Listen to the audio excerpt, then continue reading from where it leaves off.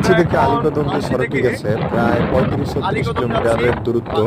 এই সড়কটিকে বলা হয় বাংলাদেশের সবচেয়ে উচ্চতম সড়ক। এই সড়কে যাবার পথে আপনার নীল পাহাড় পড়বে এবং হচ্ছে এই পাহাড় থেকে আপনি সাঙ্গু নদীর ভিউ দেখতে পারবেন এবং দূরের পাহাড়গুলোকে খুবই ছোট ক্ষুদ্র মনে হবে এবং মেঘ এসে আপনার গা বারবার ছুঁয়ে দিবে। তো আমরা এই সড়কটি দিয়ে আলীকদম যাবার পথে এরকম ভয়ঙ্কর অভিজ্ঞতা আমাদের হয়েছে। আসলে বান্দরবানের এই সফরটি না করলে আমরা এই রোমাঞ্চকর অভিজ্ঞতাটা পেতাম না।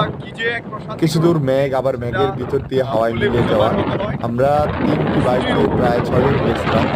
তো পাহাড়ের উপরে যে সবুজ সিম চাষ, পাহাড়িদের জনজীবন, তাদের বেড়ে ওঠা, তাদের ঠান্ডার পরিবেশ, সেগুলো আমরা উপলব্ধি করতে পারছিলাম।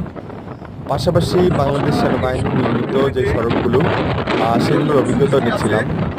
তো সেখানকার যে যোগাযোগ ব্যবস্থা সেগুলো খুবই দুর্গম ছিল। এই সড়কগুলো হওয়াতে খুব দ্রুততম সময়ে আমরা এক জায়গা থেকে আরেক জায়গায় যেতে পারছিলাম।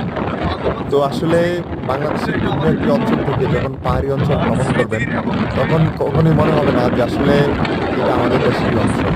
সমতল এবং পাহাড়ি জীবনের বিস্তর একটি ফারাক আপনি